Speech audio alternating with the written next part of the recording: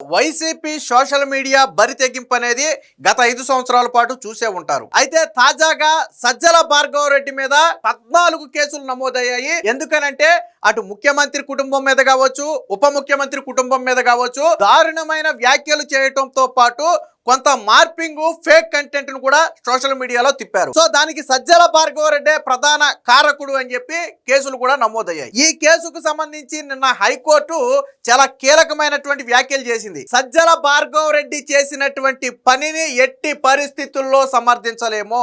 సజ్జల భార్గవ చేసినటువంటి పని అనేది అనైతికం, అనాగరికం. ఒక ముఖ్యమంత్రి మీద, ఉప ముఖ్యమంత్రి కుటుంబాల మీద అంత నీచంగా దారుణంగా పోస్టులు పెట్టడం అనేది పూర్తిగా చట్టవిరుద్ధమైంది. రెండోది, వీళ్ళందరూ భావ ప్రకటన స్వేచ్ఛ, వాక్ స్వాతంత్రం స్వేచ్ఛ ఉన్నాయని అనుకుంటున్నారు. అవి సంపూర్ణం కాదు. దానికి ఒక పరిమితి ఉంది. వాక్ స్వాతంత్రం పేరుతో ఎదుటి వ్యక్తులు నేను కించుపరుస్తాను, భావ ప్రకటన స్వేచ్ఛ పేరుతో నేను ఎదుటి వ్యక్తుల మీద ఇష్టం వచ్చినట్టు మాట్లాడతాను అంటే అది చెల్లుబాటు కాదు. దానిని అడ్డం పెట్టుకుని ఇతరులను కించపరచడం అనేది ఎట్టి పరిస్థితుల్లో కుదరదు అని చెప్పి నిన్న సజ్జల భార్గవ రెడ్డి మీద చాలా ఘాటైన వ్యాఖ్యలు చేసింది. ఫర్ ఎగ్జాంపుల్, ఇదే మాట గన కూటమి నాయకులు ఎవరైనా అన్నారనుకోండి, అదిగో విమర్శిస్తున్నారు, అదిగో సోషల్ మీడియాని కట్టడి చేశారు, అదిగో చంద్రబాబు నాయుడు లేకపోతే నారా లోకేష్ నటుబుక్ రాజ్యాంగం నడుస్తుందని చెప్పి మాట్లాడేవాళ్ళు. మరి నిన్న స్వయంగా హైకోర్టే 2 పదాలు స్పష్టంగా వాడింది: అనాగరికం, అనైతికం. ఈ 2 పదాలు కూడా నిన్న సజ్జల భార్గవ రెడ్డి చేసిన పనికి సందర్భించి కోర్టు వాడినటువంటి పదాలు. మరి అంటే సజ్జల భార్గవ రెడ్డి చేసిన పని మంచి పనా, చెడు పనా? మరి ఇప్పుడు మాట్లాడరే వైసీపీ వాళ్ళు ఇదే మాట మా బోటోళ్ళు లేకపోతే కూటమి నాయకులు మాట్లాడితే ఇదంతా పచ్చమూట ఇలాగే మాట్లాడతారని చెప్పి పేర్లు పెడతారు. వీళ్ళకి వచ్చిన పేర్లు పెడతారు. కమ్మమూట అనో, పచ్చమూట అనో, లేకపోతే ఇంకో మూట అనో పేర్లు పెడతారు. మరి నిన్న హైకోర్టు మాట్లాడింది కదా, ఎందుకు చెప్పలేదు? ఎవరు చెప్పారు ఈ మాట? స్వయంగా హైకోర్టు న్యాయమూర్తి చెప్పాడు ఆ మాటలు. సజ్జల భార్గవ రెడ్డి చేసిన పనిని ఎట్టి పరిస్థితుల్లో క్షమించడం కుదరదు. ఆయన చేసిన పనికి చట్ట ప్రకారం శిక్షించాల్సిందే. అయితే నేను వాళ్ళకి లభించిన ఊరట ఏంటంటే, ఒకవేళ సజ్జల భార్గవ రెడ్డి విదేశాలకు వెళ్ళాలి అంటే వెళ్ళొచ్చు, దానినైతే ఆపకూడదు. అంటే కేసు ఇంకా విచారణ దశలో ఉంది కాబట్టి సజ్జల భార్గవ రెడ్డి విదేశాలకు వెళ్ళాలంటే వెళ్ళొచ్చు. దానికి సంబంధించి ఎల్ఓసిని వెనక్కి తీసుకోమని చెప్పి ఆ ఎస్పీకి అయితే కోర్టు ఆదేశాలు ఇచ్చింది. కానీ సజ్జల భార్గవ రెడ్డి ఫోన్ నెంబర్తో పాటు నివసించే చిరునామాతో పాటు మెయిల్ ఐడితో పాటు ఒక అఫిడవిట్ డీజీపీ దగ్గర, ఎస్పీ దగ్గర పెట్టమని చెప్పింది. ఏమని? పోలీసులు ఎప్పుడు విచారణకు పిలిస్తే అప్పుడు ఎటువంటి అభ్యంతరం లేకుండా నిరభ్యంతరంగా వచ్చి నేను విచారణకు హాజరవుతాను అని ఒక అఫిడవిట్ దాఖలు చేస్తే విదేశాలకు కావాలంటే వెళ్ళొచ్చు అని చెప్పింది. అంటే నువ్వు విదేశాలకు పని మీద వెళ్ళాలంటే వెళ్ళొచ్చు, దాన్ని ఏం అడ్డుకోవట్లా. కానీ పోలీసులు నువ్వు పలానా సమయంలో విచారణకు రావాలి అని చెబితే వాయిదాలు వేయకుండా, తప్పించుకు తిరగకుండా ఖచ్చితంగా 100కు 100% రావాలి. అందుకు ఒక అఫిడవిట్ కూడా ఏమంది, నోటి మాట చెప్పడం కాదు, ఒక అఫిడవిట్ ఏమంది, ఒకవేళ భవిష్యత్తులో పోలీసులు విచారణకు పిలిచినప్పుడు రాలేదనుకో, అప్పుడు మళ్ళీ ఎల్ఓసి అనేది మళ్ళీ జారీ చేస్తారు. అది వేరే విషయం. అంటే సజ్జల భార్గవ రెడ్డి చేసినటువంటి పని ఎంత నీచమైనది అనేది మీరు ఒకసారి ఆలోచించండి. దీనికి సంబంధించి హైకోర్టు కామెంట్స్ ఉన్నాయి, ఒకసారి చూద్దాం. సజ్జల భార్గవ రెడ్డి తీరు అనాగరికం, ఆటవికం. ముఖ్యమంత్రి, ఉప ముఖ్యమంత్రి, మంత్రుల ప్రతిష్టను దెబ్బతీసేందుకు తెగబడ్డారు. ఇలాంటి అనాగరిక ప్రవర్తనపై కఠినంగా వ్యవహరించాలి. ఇది నేను కాదు చెప్పింది, స్వయంగా రాష్ట్ర సర్వోన్నత న్యాయస్థానమైనటువంటి హైకోర్టు చెప్పినటువంటి మాటలు. ఇది అనాగరికం, ఆటవికం అన్నారు అంటే అలాంటి పదాలు స్వయంగా కోర్టే ఒక వ్యక్తి మీద ఉపయోగించింది అంటే వీళ్ళు ఎంత దిగజారిపోయి బ్రతికారో, ఎంత నీచంగా ప్రవర్తించారో, సభ్య సమాజం తల ఎత్తుకోలేని రీతిలో వీళ్ళు ప్రవర్తించారు. కాబట్టి కోర్టు ఇలాంటి ఘాటైన వ్యాఖ్యలు వాడింది. కోర్టు సాధారణంగా ఎప్పుడైనా హెచ్చరిస్తుంది, కానీ ఇంత ఘాటైన పదాలు కొన్ని కీలక సందర్భాల్లో మాత్రమే వాడుతుంది.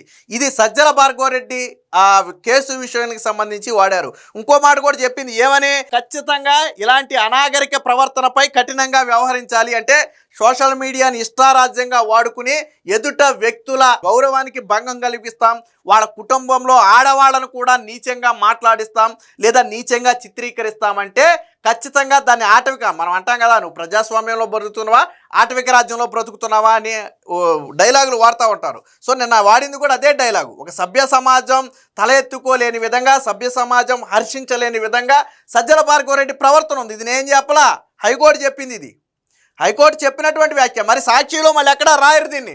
సాక్షిలో ఏం రాస్తారో తెలుసా?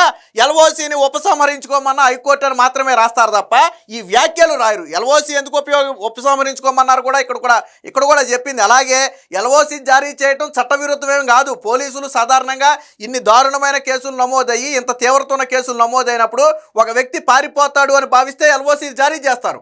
అందులో పోలీసులు తప్పేమీ లేదని కూడా ఇక్కడ కోర్టు చెప్పింది. కోర్టు చెప్పింది. ఈ సాక్షిలో ఎల్ఓసి గురించి మాత్రమే రాస్తాడు, కానీ ఇవి మొత్తం రాయుడు. ఈ హైకోర్టు మాట్లాడింది రాయుడు. హైకోర్టు చావుగొట్టి చెవులు మూసిందని, మొహం మీద కాండ్రించి మూసిందని ఈ రాయుడు. సాక్షిలో మీకు రావు, చూడండి కావాలంటే. ఏమన్నారు చూడండి.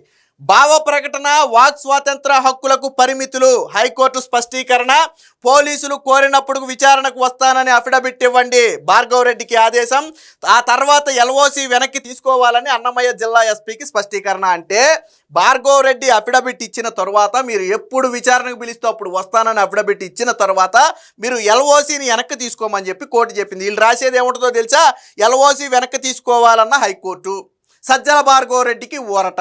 ఇది ఊరట. ఇంత దారుణమైన కామెంట్లు చేయటం ఊరట అవుద్దా? సాక్షిలో అవి మాత్రమే రాస్తాడు. మీరు కావాలంటే తిరిగేసుకోండి సాక్షి. హైకోర్టు షాకు, సజ్జల భార్గవ్ రెడ్డికి ఊరట. ఇదే సాక్షిలో వచ్చే హెడ్డింగ్ ఇదే. కానీ అసలు కోర్టు మాట్లాడిన మాటలు ఇవి. సామాజిక మాధ్యమాల్లో పోస్టుల విషయంలో వైకాపా సోషల్ మీడియా పూర్వ ఇన్ఛార్జ్ సజ్జల భార్గవ్ రెడ్డి ఇతర నిందితుల తీరు అనాగరికం, ఆటవికం, అనైతికం, సంస్కారహీనం అంటూ హైకోర్టు మండిపడింది. ఎన్ని వ్యాఖ్యలు చేసిందో చూడండి ఒకసారి. అనాగరికం, ఆటవికం, అనైతికం, సంస్కారహీనం అంటూ హైకోర్టు మండిపడింది. ముఖ్యమంత్రి, ఉప ముఖ్యమంత్రి, మంత్రులు, వారి కుటుంబ సభ్యులతో పాటు మహిళలను కూడా వదలకుండా వారి ప్రతిష్టను దెబ్బతీసేందుకు తెగబడ్డారని తప్పుపట్టింది. ఈ వ్యవహారంపై సజ్జల భార్గవ్ రెడ్డిపై వివిధ స్టేషన్లో 14 కేసులు నమోదయ్యాయని కూడా గుర్తు చేసింది. ఇలాంటి అనాగరిక ప్రవర్తనను తీవ్రంగా పరిగణించి చట్ట ప్రకారం కఠిన చర్యలు తీసుకోవాల్సిందేనని స్పష్టం చేసింది. రాజ్యాంగం ప్రసాదించిన భావ ప్రకటన, వాక్ స్వాతంత్ర్య హక్కు సంపూర్ణమైనది కాదని, దానికి పరిమితులు ఉంటాయని గుర్తు చేసింది. వాక్ స్వాతంత్రం ఇతరులను అవమానించేలా, వ్యక్తిత్వ హననానికి పాల్పడేలా ఉండకూడదని హితవు పలికింది. దీంతో పాటు సాధారణంగా నిన్నటి వరకు సాక్షిలో రాసిందేంటి? పోలీసులు అనైతికం, పోలీసుల తీరు, ఎల్ఓసి జారీ చేసే హక్కు పోలీసులకి ఎక్కడదని రాశారు. కానీ ఇక్కడ కోర్టు ఏం చెప్పిందో చూడండి ఒకసారి. భార్గవ్ రెడ్డిపై పలు కేసులు పెండింగ్లో ఉన్నాయని, కాగ్నైజబుల్ నేరాలకు సంబంధించి కేసు నమోదైనప్పుడు ఎల్ఓసి జారీ చేయాలని కోరే అధికారం దర్యాప్తు సంస్థలకు ఉంటుందని న్యాయమూర్తి పేర్కొన్నారు. బ్యూరో ఆఫ్ ఇమిగ్రేషన్ అధికారులు ఎల్ఓసి జారీ చేయటం చట్టవిరుద్ధమేమీ కాదన్నారు. అన్నమయ్య జిల్లా ఎస్పీ అభ్యర్థనతోనే ఈ బ్యూరో ఆఫ్ ఇమిగ్రేషన్ ఎల్ఓసి జారీ చేసిందని గుర్తు చేశారు. భార్గవ్ రెడ్డికి బిఎన్ఎస్ ప్రకారం నోటీసులు ఇచ్చి వివరణ తీసుకోవాలని హైకోర్టు ఆదేశించినా పోలీసులు ఆ మేరకు వ్యవహరించలేదన్నారు. కానీ పోలీసులు ఏమంటారు? మేము నోటీసులు ఇస్తే సజ్జల భార్గవ్ రెడ్డి తీసుకోవడానికి నిరాకరించాడు అంటారు పోలీసులు. బట్ నిరాకరించాడు అనటానికి వీడియో కానీ ఫోటో ప్రూఫ్ కానీ లేకపోవడంతో కోర్టు దాన్ని పరిగణలోకి తీసుకోలేదు. ఒకవేళ సజ్జల భార్గవ్ అంటే దర్యాప్తు కొనసాగుతుందనే కారణంతో భార్గవ్ రెడ్డి విదేశాలకు వెళ్లే హక్కును హరించకూడదు. కాబట్టి ఈ నేపథ్యంలో ఎల్ఓసి కొనసాగనీయడం సమర్థనీయం కాదని, అంటే అతనికి విదేశాలకు వెళ్ళడం అనేది సజ్జల భార్గవ్ రెడ్డి హక్కు. ప్రస్తుత కేసుల నేపథ్యంలో అతను వెళ్ళొచ్చు, రావచ్చు. ఎందుకంటే ఇంకా దీని మీద పూర్తి దర్యాప్తు ఇంకా జరగలేదు కాబట్టి. అందుకని కోర్టు ఏం చెప్పింది? ఎప్పుడు విచారణకు కావాలంటే అప్పుడు వస్తానని ఒక అఫిడవిట్ దాఖలు చేయండి, అప్పుడు ఎల్ఓసి వెనక్కి తీసుకుంటారు. మీరు కావాలంటే విదేశాలకు వెళ్ళండి, కానీ విచారణ అధికారులు ఎప్పుడు పిలిస్తే అప్పుడు, ఎన్నిసార్లు పిలిస్తే అన్నిసార్లు వస్తామని చెప్పి హామీ ఇస్తేనే మీరు విదేశాలకు వెళ్ళడానికి అనుమతి ఉంటుందని చెప్పి కూడా నిన్న కోర్టు చెప్పింది. అంటే వీళ్ళకి అధికారం పోయాక కూడా ఆ అధికారం మదం దిగలేదు. చింత చచ్చినా పులుపు చావలేదని చెప్పి ఒక పాతకాలపు సామెత ఉంది.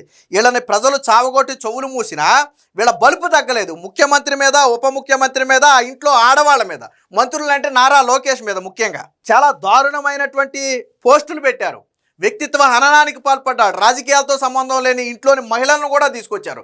దీని అంతటికీ కర్త కర్మక్రియ ఎవరు? వెనకమాల సజ్జల భార్గవ్ రెడ్డి. అందుకనే చెప్పింది అనాగరికంగా వ్యవహరించారని చెప్పి సంస్కారహీనుడనే ఒక పదాన్ని వాడింది. సజ్జల భార్గవ్ రెడ్డిని సంస్కారహీనుడని చెప్పి ఒక పదం వాడింది కోర్టు. సో ఏది ఏమైనా మొత్తంగా సజ్జల భార్గవ్ రెడ్డి వ్యవహారంలో హైకోర్టు చాలా ఘాటుగా స్పందించింది. ఎట్టి పరిస్థితుల్లో ఇలాంటి వ్యక్తుల మీద చట్ట ప్రకారం చర్యలు తీసుకోవాల్సిందే, వదిలిపెట్టే ప్రసక్తే లేదు. ఇలా వదిలిపెడితే దీన్ని మరొకరు అలుసుగా తీసుకుంటారు. చట్టం ఏదైతే వాక్ స్వాతంత్రం, భావ ప్రకటన స్వాతంత్రం ఉందో దాన్ని మితిమీరి ఉపయోగించి అది మా హక్కు అంటే కుదరదు అని చెప్పి నిన్న హైకోర్టు అయితే స్పష్టంగా చెప్పింది.